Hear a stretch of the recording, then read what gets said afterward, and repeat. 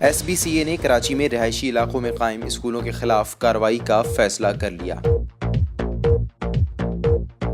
اور کاروباری حضرات سمیت نجی اسکولوں کو نوٹس جاری کر دیے ہیں۔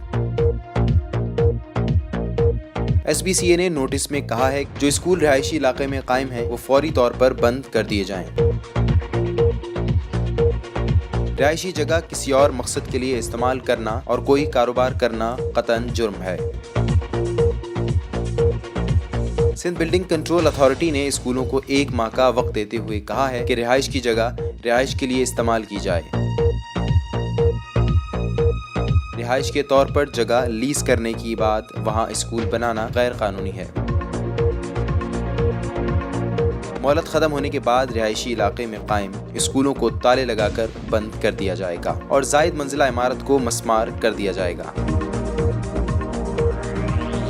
فنکشنل لبرل ورکرز یونین کے جنرل سیکرٹری سید اشرف علی شاہ نے سندھ بلڈنگ کنٹرول اتھارٹی کے اس معاملے کو خوش آئین قرار دیتے ہوئے کہا ہے کہ رہائشی علاقوں میں کمرشل کام اور کثیر المنزلہ عمارتوں سے مسائل پیدا ہوتے ہیں۔